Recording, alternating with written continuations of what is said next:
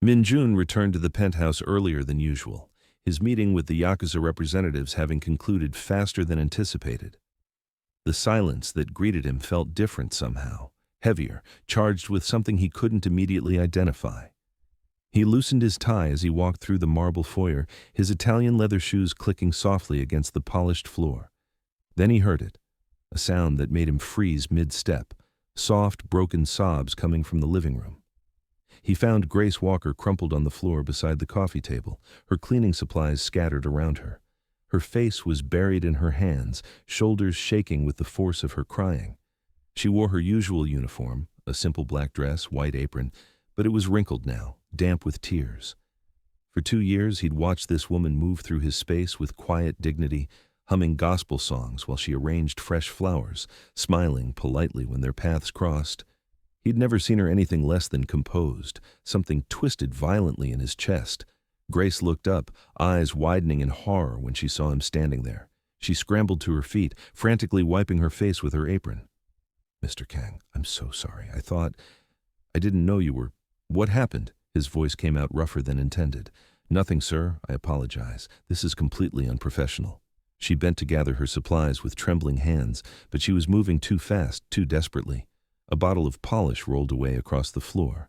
Min-jun had built an empire on reading people, on understanding what they wanted, what they feared, what they'd kill for.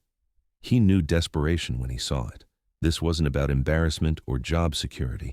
This was something deeper, something that had finally broken through the armor of professionalism she wore so carefully. "Grace?" He said her name quietly, but with enough command that she stopped moving. "Tell me." She stood there, bottle in hand, visibly fighting with herself. He could see the exact moment her pride crumbled under the weight of whatever nightmare she was living. Her shoulders sagged, and fresh tears spilled down her cheeks. "My mother," she whispered. "She has stage 4 cancer. The doctors, they said weeks maybe. There's an experimental treatment, but insurance won't cover it. I've tried everything. I've sold everything I have. I've worked 3 jobs, but it's not enough. It's never enough." Her voice broke completely, and she looked at him with such raw desperation that he felt physically struck by it. "Help me, sir. Please, I'll work for free. For years, forever. I'll sign anything, do anything. Just, please. She's all I have left." Min-jun had ordered executions without flinching. He'd burned rival operations to the ground. He'd built a criminal empire on ruthlessness and calculated violence. But watching Grace Walker beg, watching this woman who'd quietly captivated him for 2 years, fall apart in his living room, it shattered something fundamental inside him. "Yes," he said simply. Grace blinked at him, confusion cutting through her tears. "What?" "I'll help. Whatever it costs." The first thing that struck Grace was the silence, not the oppressive quiet of a regular hospital, but something softer, almost reverent. St. Catherine's Private Medical Center didn't look like any hospital she'd ever seen. The walls were painted in warm creams and soft blues, with original artwork hanging in gilded frames. A pianist played something gentle in the main lobby, and the air smelled faintly of lavender instead of antiseptic. Grace stood in the marble entryway, clutching her mother's overnight bag, feeling desperately out of place in her worn jeans and second-hand coat. "Ms. Walker?" A woman in an elegant navy suit approached, her smile professional but kind. "I'm Dr. Chen. Mr. Kang asked me to personally oversee your mother's care. If you'll follow me." Grace's legs felt unsteady as they walked through corridors that looked more like a luxury hotel than a medical facility. Dr. Chen led her to a private room on the top floor, a suite, really, with floor-to-ceiling windows overlooking the city, a separate sitting area, and what appeared to be a fully stocked kitchenette. "This can't be right," Grace whispered. "There must be some mistake." "No mistake." Dr. Chen pulled up a tablet, scrolling through notes. "We'll be starting the clinical trial treatment tomorrow morning. I've assembled a team of specialists, oncology, cardiology, palliative care. We'll be monitoring your mother around the clock." She paused, looking at Grace with something like sympathy. "Mr. Kang was very clear about his expectations. Your mother will receive the absolute best care available." Grace sank into one of the plush armchairs, overwhelmed. She'd expected basic treatment, maybe a shared room in a standard hospital. This was beyond anything she could have imagined, beyond anything she could ever repay. "When will my mother be transferred?" she asked. "The ambulance is collecting her now. She should arrive within the hour." Dr. Chen handed Grace a folder.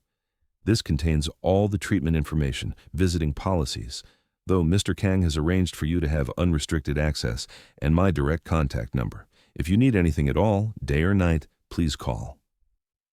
After Dr. Chen left, Grace sat alone in that beautiful room and cried again, but this time from relief so profound it felt like a physical weight lifting from her chest.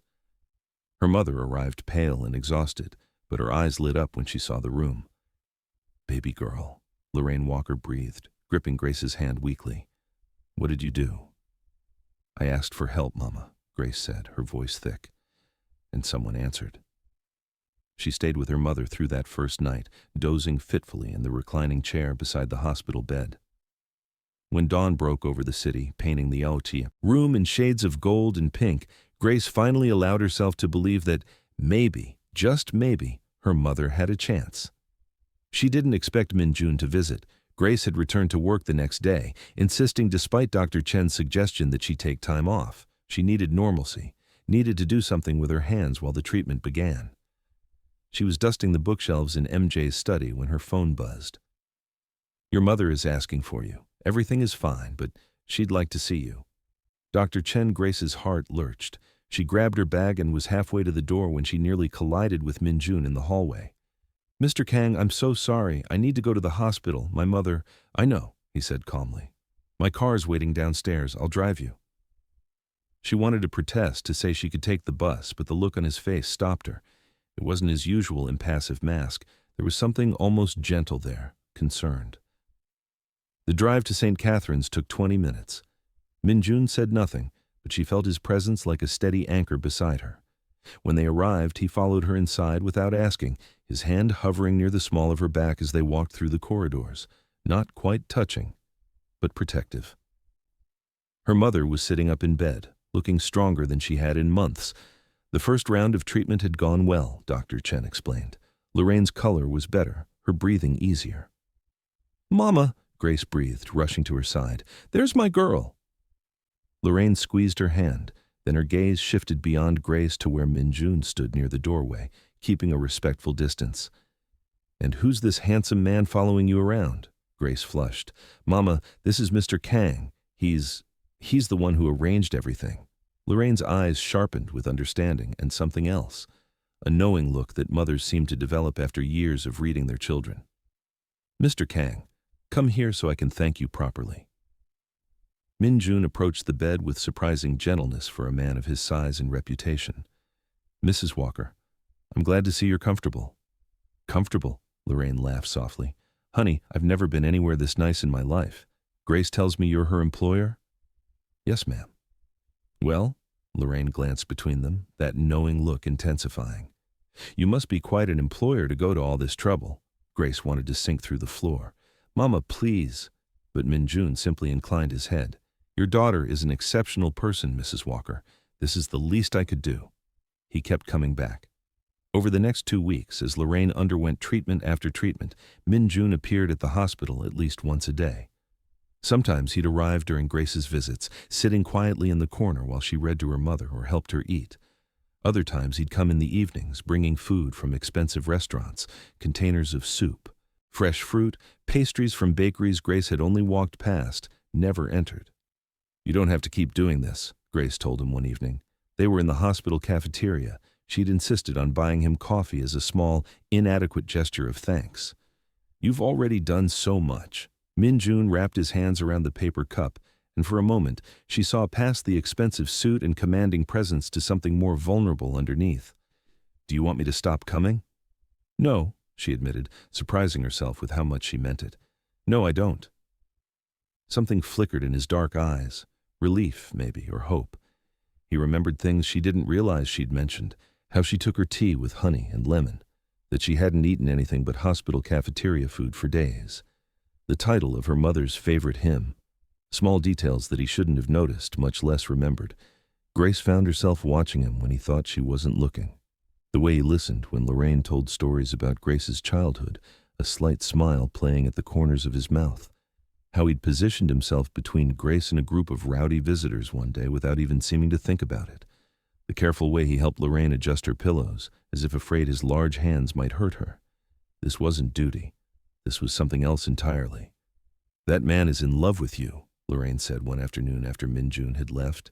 Grace had been arranging flowers, white roses he'd had delivered that morning, and she nearly dropped the vase. "Mama, that's ridiculous. He's just being kind." "Kind?" Lorraine laughed, then coughed softly. "Baby, I've been watching people for 63 years. I know what kindness looks like, and I know what love looks like. That man doesn't look at you like an employer. He looks at you like you hung the moon and stars just for him." "You're imagining things," Grace insisted, but her cheeks burned. "Am I?" Lorraine's expression grew serious. "Grace, honey, when was the last time someone took care of you the way he has? When did someone last notice that you're running yourself ragged, that you haven't been sleeping, that you need to eat?" Grace opened her mouth to protest, then closed it. Because her mother was right, MJ had noticed all of those things. Just yesterday, he'd appeared with a thermos of her favorite tea and a bag from the bakery she'd mentioned once, weeks ago. He'd urged her to rest, to let him sit with Lorraine for a while so Grace could go home and shower. "I don't know what to do with that," Grace whispered. Lorraine reached out and took her daughter's hand. "You don't have to do anything yet, baby. Just don't close your eyes to it. That kind of devotion, it's rare, real rare." That night, Grace lay awake in her small apartment, staring at the ceiling. She thought about Min-jun's quiet presence, the way he'd sat through hours of treatment without complaint, how he'd looked at her mother with genuine respect and care. How he'd looked at her. And for the first time, she let herself wonder, what if her mother was right? The hospital became their world after dark. Grace had fallen into a rhythm over the past 3 weeks, working at the penthouse during the day, then spending evenings at St. Catherine's while her mother underwent treatment. The experimental therapy was working. Lorraine was growing stronger, her color returning, her appetite improving. Dr. Chen spoke cautiously of hope, of remission, of futures that had seemed impossible a month ago. And through it all, Min-jun was there. It was nearly midnight on a Tuesday when Grace found him in the family lounge, staring out at the city lights spread below like fallen stars. She'd left her mother sleeping peacefully and had come looking for coffee, not expecting to find anyone else awake at this hour. "You should go home," she said softly, not wanting to startle him. "You have meetings in the morning." He turned, and in the dim light, he looked different somehow, younger, more vulnerable, without the armor of his usual composure. "So do you, but neither of us is leaving." Grace smiled despite her exhaustion and moved to stand beside him at the window. They'd spent so many hours together over these weeks, in hospital corridors, at her mother's bedside, in this very lounge, but the late-night silences felt different, more intimate, as if darkness gave them permission to be more honest than daylight allowed. "Can I ask you something?" she ventured. "Anything. Why are you really doing all this?" Grace looked at him, trying to read the answer in his face. "And please don't say it's because I work for you. People don't do this much for their employees." Min-jun was quiet for a long moment, his jaw working as if he were physically chewing on words he wasn't sure he should say. Finally he spoke, his voice low. "My mother died when I was 16. Pancreatic cancer. We couldn't afford the treatment she needed. We were poor, new immigrants. My father was working 3 jobs, but it wasn't enough." He paused, his hands tightening on the windowsill. "I watched her fade away, and I was powerless. When I built my empire, I swore I'd never be powerless again, that I'd never watch someone He stopped abruptly, as if he'd nearly said too much. Grace's heart clenched. She reached out instinctively, placing her hand over his. "I'm so sorry." His hand turned, fingers lacing with hers. Neither of them pulled away. "I understand loneliness," he continued, still looking out at the city. "I understand what it's like to be at the top with no one to share it with, to have everything money can buy and none of what actually matters." He finally looked at her, and the raw emotion in his eyes stole her breath. "Until you." The air between them felt charged, electric. Grace knew she should step back, should maintain the professional distance that had already eroded so much. But she couldn't make herself move. I should check on Mama, she whispered, but her hand stayed in his. Grace. Whatever he'd been about to say was interrupted by a nurse poking her head into the lounge. Ms. Walker? Your mother's awake and asking for you. The moment broke. Grace pulled her hand back, suddenly aware of how close they had been standing, how easily she could have leaned into him. I should go. But as she walked away, she felt his gaze following her like a physical touch. The next evening, Grace arrived at the hospital to find Min Jun already in her mother's room, reading aloud from a book of Mary Oliver poems. Lorraine's eyes were closed, a peaceful smile on her face, and MJ's deep voice wrapped around the words with surprising gentleness. Grace stood in the doorway, not wanting to interrupt, her chest tight with an emotion she was afraid to name. When he finished the poem, Lorraine opened her eyes and spotted Grace. There's my baby. Come in, honey. Mr. Kang was just telling me about his mother's garden in Korea. Grace settled into the chair beside the bed while MJ continued his story. Memories of growing vegetables with his mother, the smell of the earth, the way she'd sing while she worked. Grace watched him speak, saw the grief he usually kept locked away flickering across his features. She sounds like she was wonderful, Grace said softly. She was. His eyes met hers. She would have liked your mother. They're similar. Strong women who gave everything for their children. Lorraine reached out and patted MJ's hand. You're a good man, Min Jun Kang. Don't let anyone tell you different. Something in his expression cracked just for a moment before he carefully rebuilt his composure. Thank you, Mrs. Walker. That means more than you know. Later, after Lorraine had drifted to sleep again, Grace walked with MJ to the elevator. The hallway was empty, their footsteps echoing softly on the polished floor. You called him Min Jun, Grace observed. My mother never uses first names with people she's just met. She insisted, a smile tugged at his mouth. Said Mr. Kang made her feel like we were strangers, and we weren't strangers anymore. Are we? Grace asked before she could stop herself. Strangers? The elevator arrived with a soft chime, but neither of them moved to enter it. MJ turned to face her fully, and the intensity in his gaze made her pulse race. No, he said quietly. We're not strangers, Grace. The elevator doors closed again. They stood there in the empty hallway, the space between them feeling like both an ocean and a single breath. I should go, he finally said, but didn't move. You should, she agreed, equally still.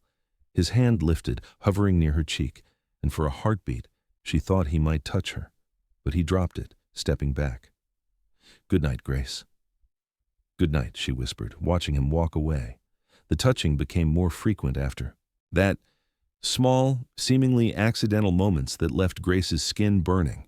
His hand at the small of her back as they navigated crowded hospital corridors, their fingers brushing when he handed her coffee. The way he'd reached across the table one evening to wipe a tear from her cheek when a particularly good test result had made her cry with relief. One night, exhausted from a double shift at work followed by hours at the hospital, Grace fell asleep in the lounge chair. She woke to find herself leaning against something warm and solid, Min Jun's shoulder. His arm was around her, and she could feel the steady rise and fall of his breathing. She should move. She should apologize.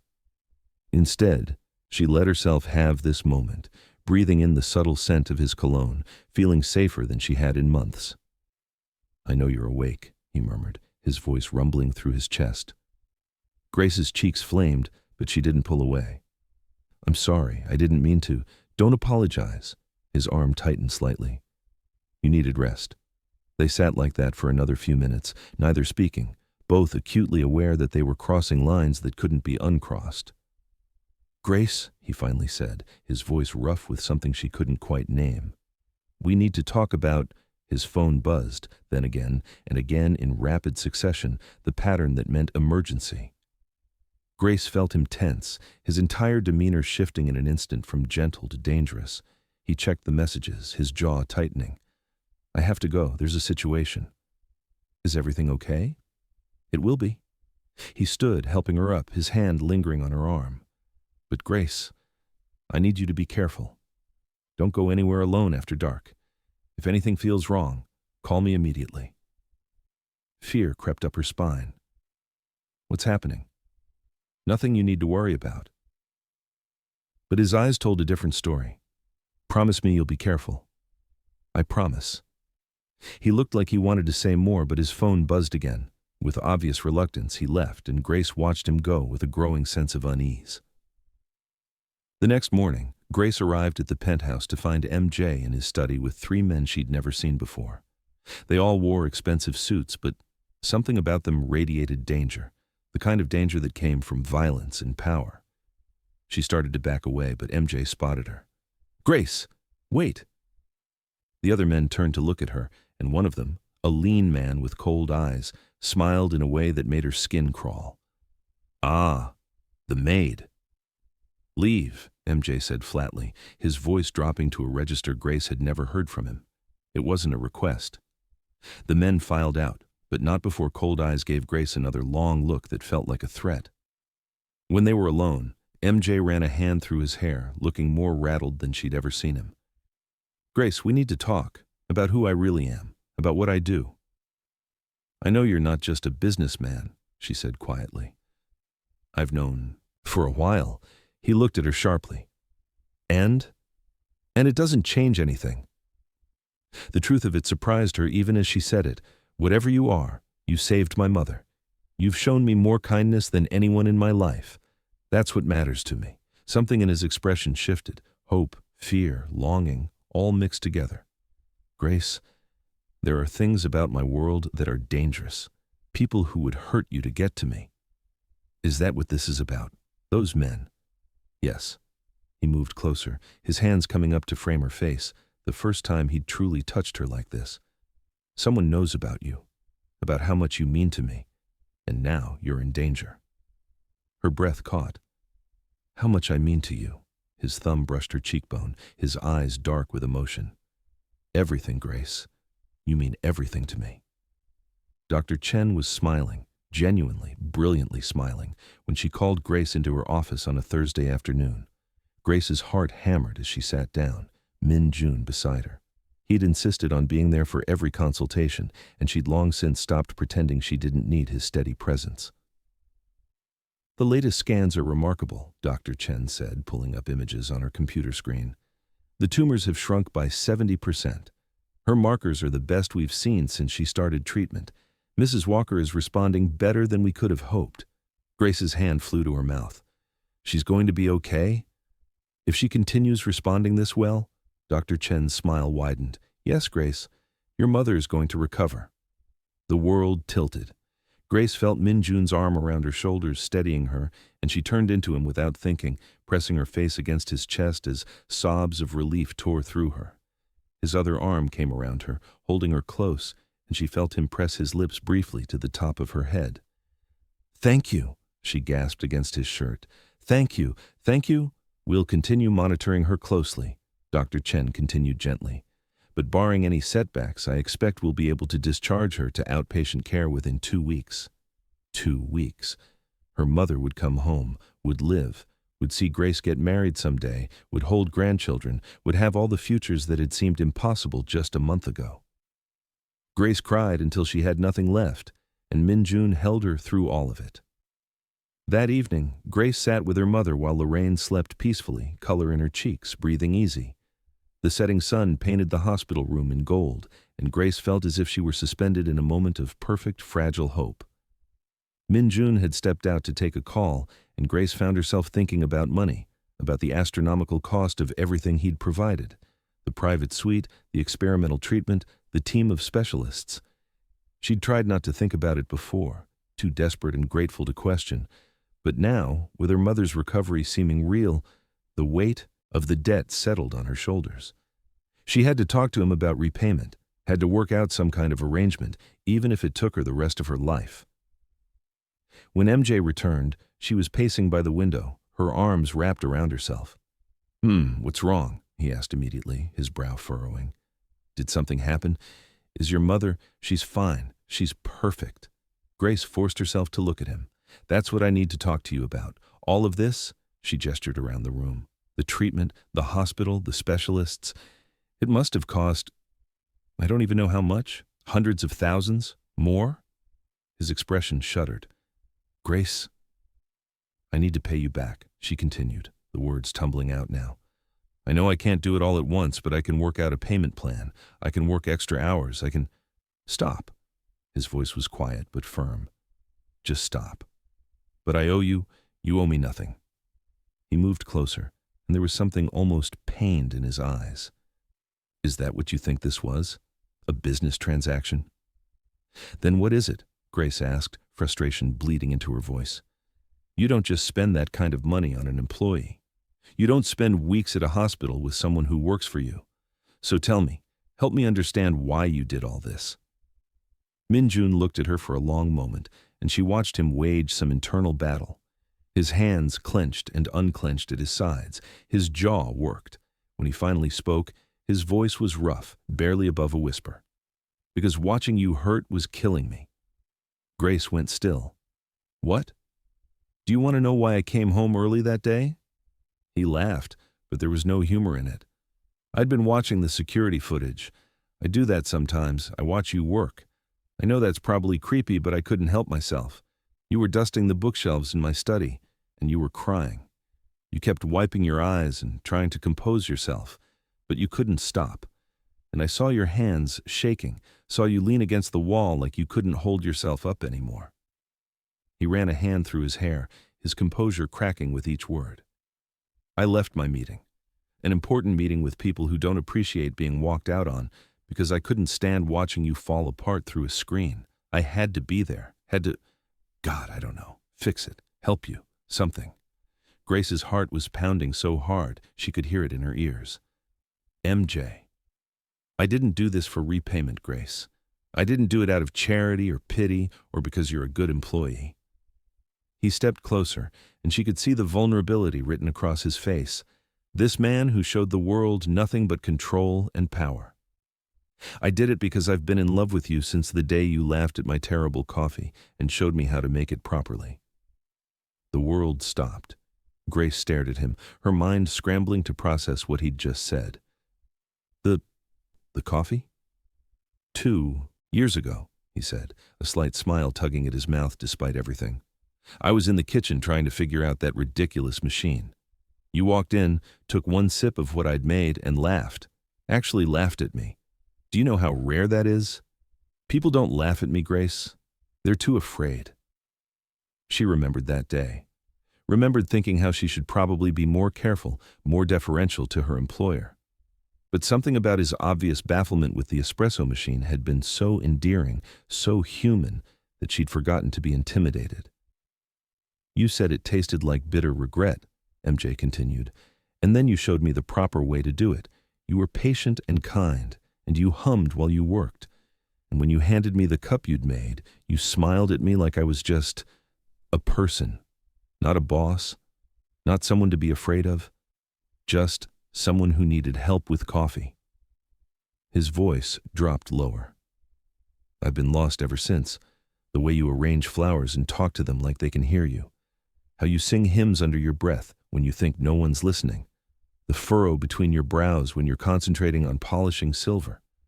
The way you leave little notes reminding me to eat lunch, or to take my vitamins, or that there's leftover soup in the fridge if I'm working late.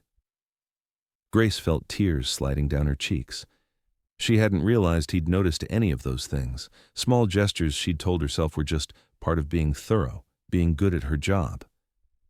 You made my house feel like a home, MJ said softly. And somewhere along the way, you became the only thing in my life that felt real. The only good thing in a world I'd built on violence and fear and power. He reached up slowly, telegraphing his movement, giving her every chance to step back. When she didn't, he cupped her face in his hands, his thumbs gentle against her cheeks. So no, Grace. I didn't save your mother expecting repayment.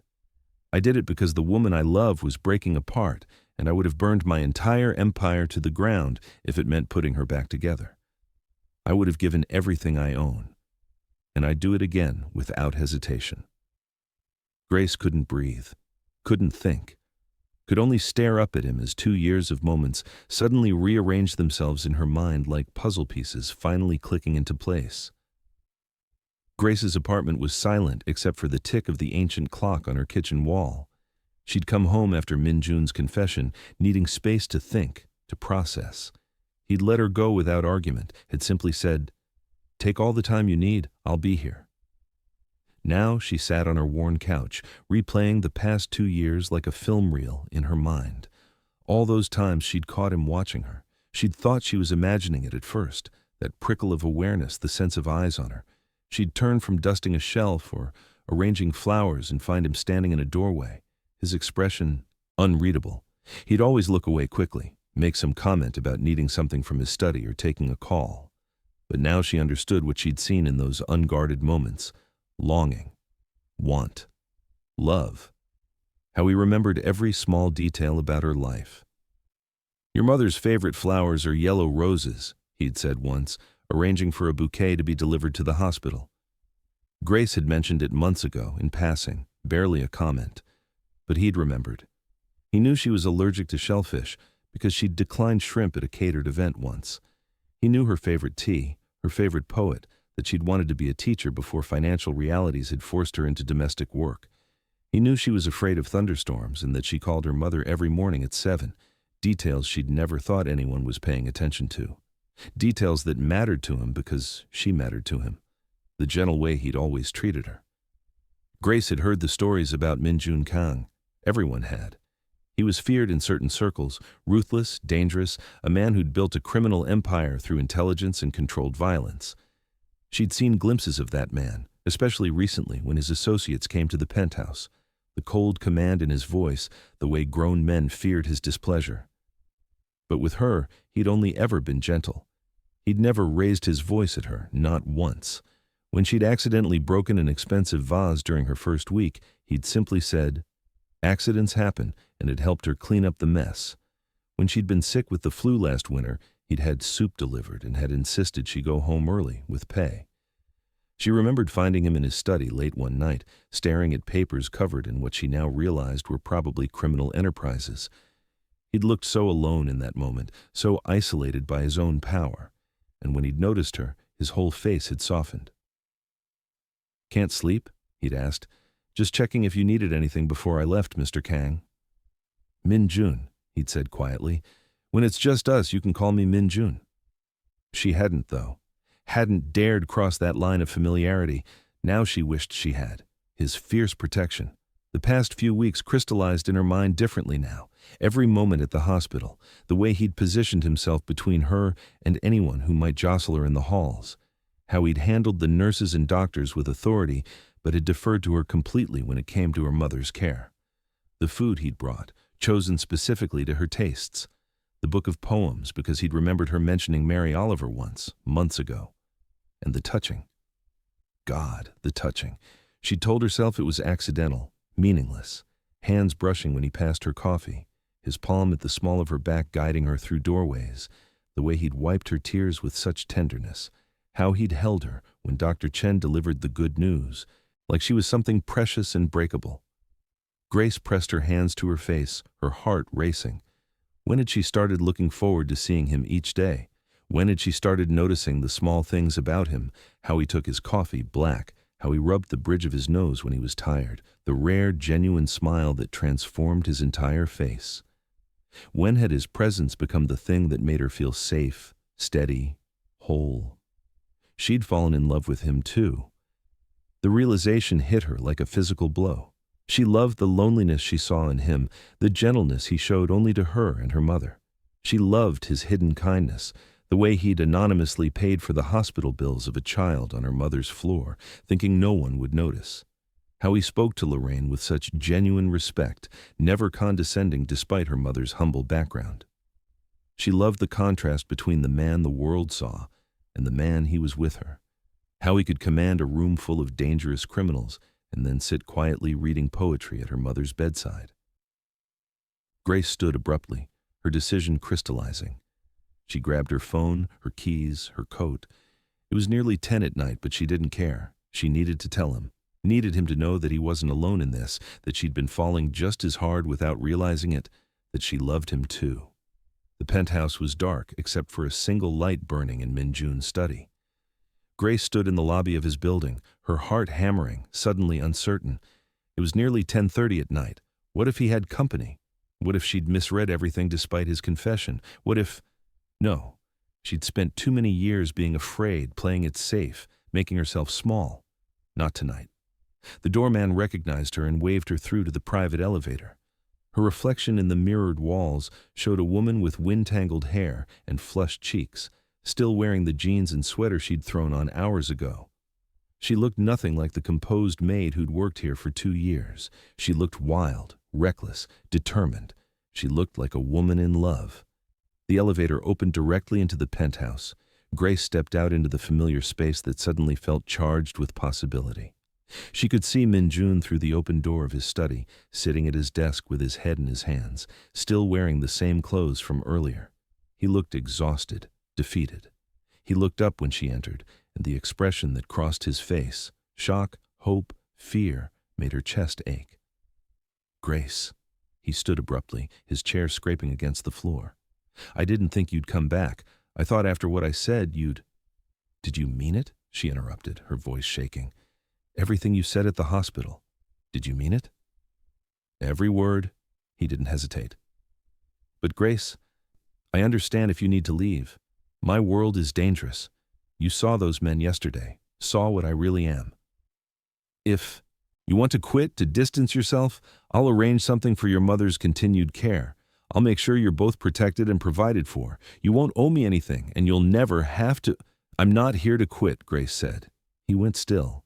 "Then why, I've been thinking about everything you told me, about the coffee and the flowers and all those little things you noticed." She moved closer, her hands trembling at her sides.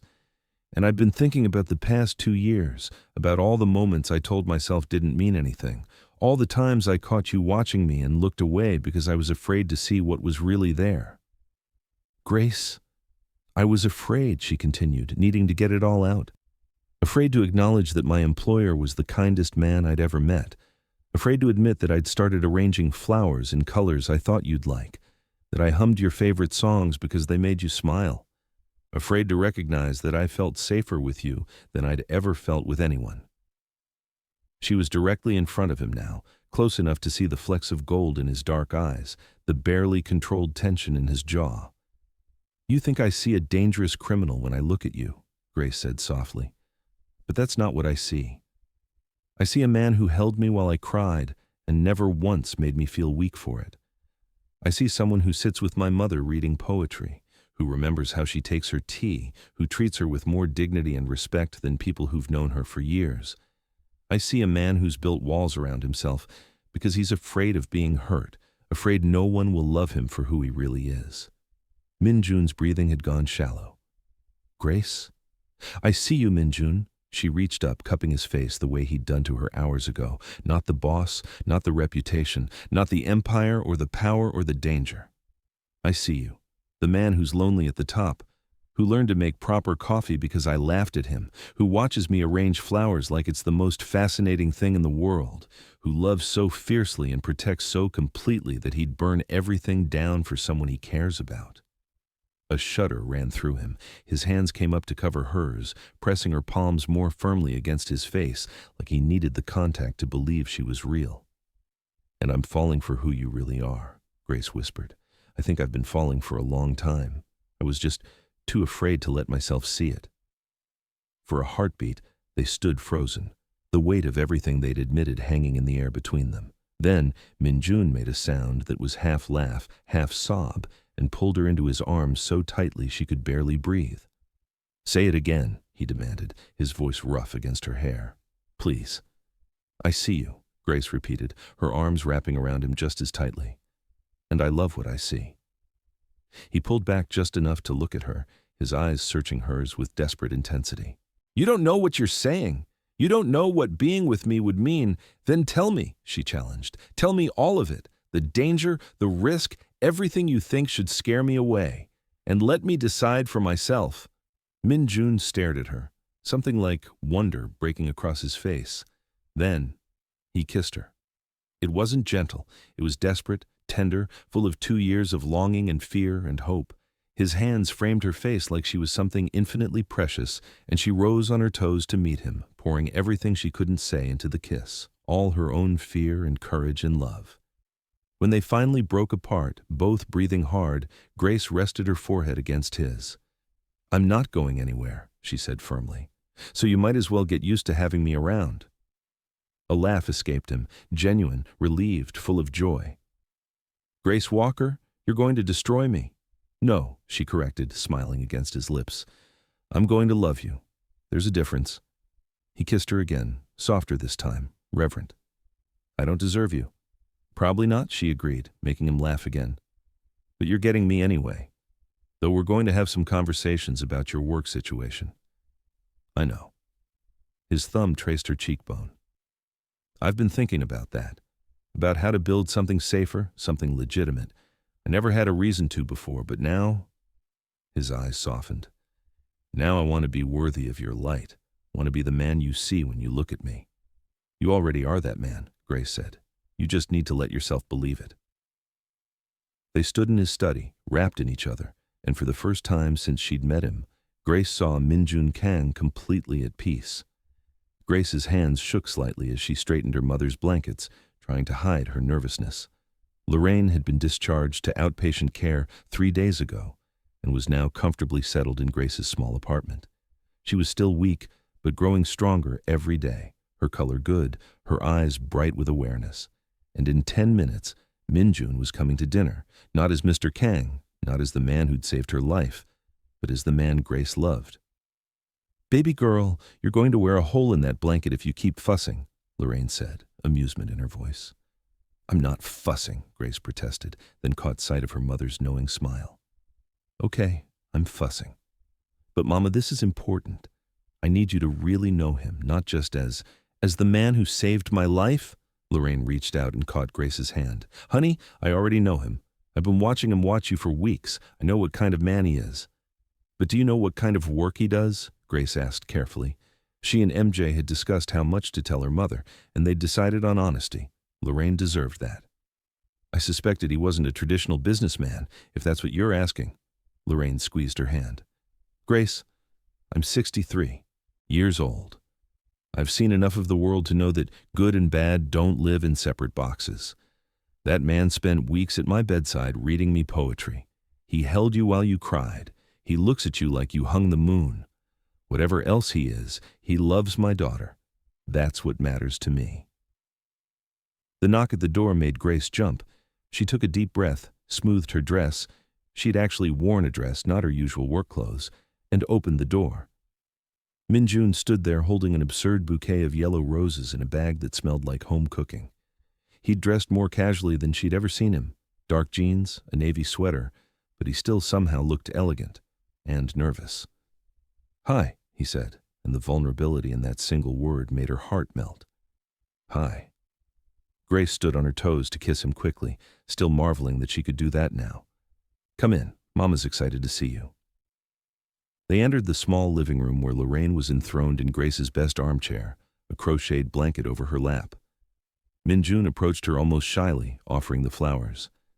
"Mrs. Walker, you look wonderful. Much better than the last time you saw me, I hope." Lorraine took the flowers, inhaling their scent. "Yellow roses, my favorites. Grace must have told you." "She did, months ago." He set the bag on the coffee table. "I brought dinner. Grace mentioned you've been craving your grandmother's recipe for braised short ribs, so I had my chef prepare them. I hope they're close to what you remember." Lorraine's eyes widened. "You had your chef make my grandmother's recipe?" "Grace found it in your recipe box. We tested it 3 times to get it right." "We?" Grace's mother looked between them, and the smile that bloomed across her face was knowing and delighted. "So it's we now, is it?" Grace felt her cheeks heat. "Mama, come here, young man," Lorraine commanded, patting the ottoman beside her chair. Minjun sat, and Grace watched as her mother took both his hands in hers, a gesture so motherly, so accepting, that she saw MJ's throat work with emotion. "Thank you," Lorraine said simply, "for saving my life. For seeing my daughter's worth when the world tried to tell her she was just a maid, just a poor girl without prospects. For loving her the way she deserves to be loved." "Mrs. Walker, I should be thanking you," MJ said quietly. "You raised the most remarkable woman I've ever met. Grace saved me long before I saved you. She just didn't know it." Lorraine studied him for a long moment, and Grace held her breath. Then her mother smiled, warm, genuine, full of approval. "My daughter tells me you're trying to build something better, something safer." "Yes, ma'am. It won't be easy and it won't be fast, but I'm committed to it." He glanced at Grace. "I have reasons to be better now." "Good." Lorraine squeezed his hands. "Because I expect to be around for a lot more years, and I intend to be a very involved mother-in-law someday. Fair warning." "Mama!" Grace gasped, but Min-Jun laughed, that genuine, unguarded laugh she was learning to treasure. "I'd be honored, Mrs. Walker." They had dinner at Grace's tiny kitchen table. The three of them crowded around a surface meant for two, passing dishes and telling stories. Min-Jun listened raptly as Lorraine recounted tales of Grace's childhood, and Grace watched him soak up the warmth of family like a man who'd been cold for years. At one point, Lorraine reached across the table and covered both their hands with hers. "This," she said softly, her eyes bright with tears, "this is what I prayed for. Not just to survive, but to see my baby girl loved and cherished, to see her happy. I'll spend my life making sure she stays that way," MJ promised. And as Grace sat in her humble apartment with her mother and the man she loved, sharing a meal and building a future, she realized that sometimes salvation came from the most unexpected places, that sometimes love meant being brave enough to see past surfaces to the truth underneath, that sometimes the person who saved you was the same person who needed saving all along. The conference room fell silent as Min-Jun finished his presentation. 12 men in expensive suits stared at him, his lieutenants, his business partners, some who'd been with him since the beginning, men who'd built an empire on the edge of legality and sometimes far beyond it.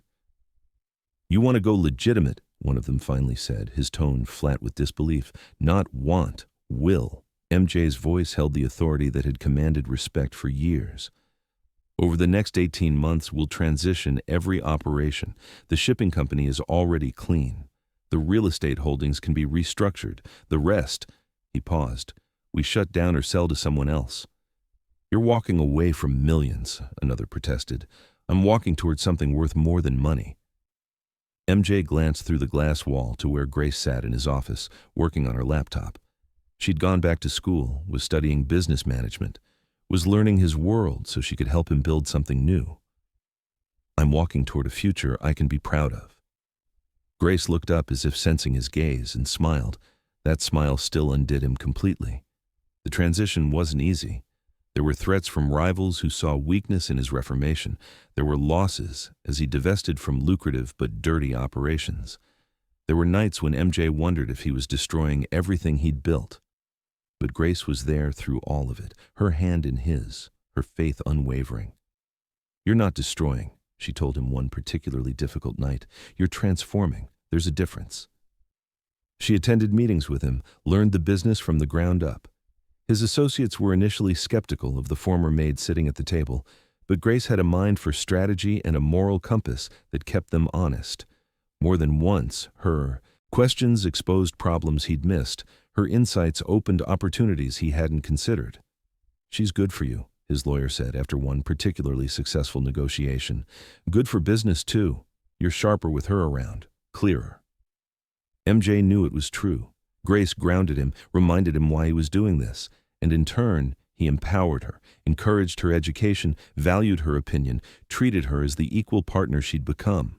For Lorraine, he'd purchased a small house in a quiet neighborhood with a garden where she could grow vegetables like his mother once had. He'd arranged for ongoing medical care, had established a trust to ensure she'd never worry about money again. "You didn't have to do all this," Lorraine said when he showed her the house. "Yes, I did," MJ replied simply. "You're Grace's mother. You're my family now." The word family still felt foreign in his mouth, but increasingly right. He'd spent so many years alone at the top. Now he had Sunday dinners with Grace and Lorraine, had someone who cared if he ate lunch, had a reason to come home besides empty luxury. He had love. He had purpose. He had hope for tomorrow. The church was packed, an odd mixture of designer suits and Sunday best, of Min-Jun's business associates and Grace's church community, of two worlds that shouldn't fit together, but somehow did. Korean silk banners hung alongside arrangements of yellow roses. A string quartet played hymns and traditional Korean wedding music. The air smelled of incense and Lorraine's homemade pound cake, which she'd insisted on making despite having professional caterers. Min-jun stood at the altar in a tailored tuxedo, his hands clasped to keep them from shaking. His cousin stood beside him as best man, but it was Lorraine's presence in the front row, healthy, radiant, beaming with joy, that made his throat tight with emotion.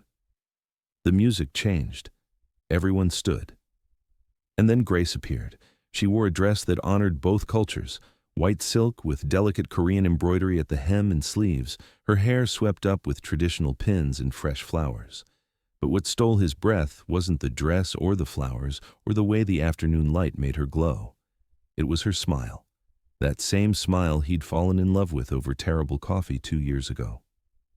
Lorraine walked her daughter down the aisle, and when they reached him, she placed Grace's hand in his with a whispered, "Take care of my baby." "With my life," he promised. The ceremony blended traditions beautifully. They bowed to honor their ancestors, exchanged vows that made half the congregation weep, shared wine and prayers. When it came time for their personal vows, MJ's voice shook. "Grace, you saw me when I'd forgotten how to be seen. You loved me when I thought I was unlovable. You took a broken man and showed him what it meant to be whole." Tears slipped down his cheeks and he didn't bother wiping them away. "You answered a prayer. I didn't know I was praying. I vowed to spend every day earning the gift of your love." Grace was crying too, her hands tight in his. "Min-jun, you saved my mother's life, but more than that, you saved mine. You saw worth in me when the world said I was invisible. You gave me partnership when I expected servitude. You offered me love when I thought I'd only ever have survival." She smiled through her tears. "I vow to be your home, your peace, your partner in everything, always." "You may kiss your bride," the minister said. MJ pulled Grace into his arms and kissed her like he was sealing a promise, like he was claiming his future, like he was finally allowed to love her the way he'd wanted to for so long. As they broke apart, he whispered against her lips, "Thank you for crying that day, for letting me love you." Grace whispered back, "Thank you for seeing me, always." The reception was chaos in the best way. MJ's former associates, men who'd negotiated deals over threats and blood, awkwardly learned the electric slide from church ladies who insisted everyone participate. Lorraine held court at one table, making even the most hardened criminals laugh with her stories. Grace's childhood friends mixed with Korean relatives Min-jun barely knew, everyone connected by joy and too much champagne. "Your wife is something special," his lawyer said, watching Grace dance with her mother. "She's changed you." "She saved me," MJ corrected. Late in the evening, they escaped to the balcony overlooking the city. Grace leaned back against him, his arms around her waist, both of them watching the lights spread below like fallen stars. "Happy?" he murmured against her hair, deliriously.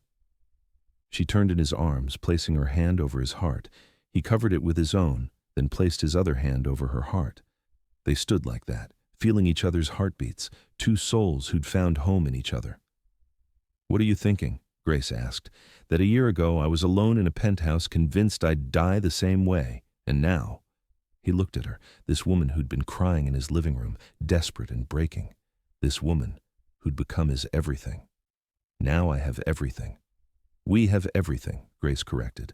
"We're a team, remember?" "Always," he promised, and kissed her under the stars.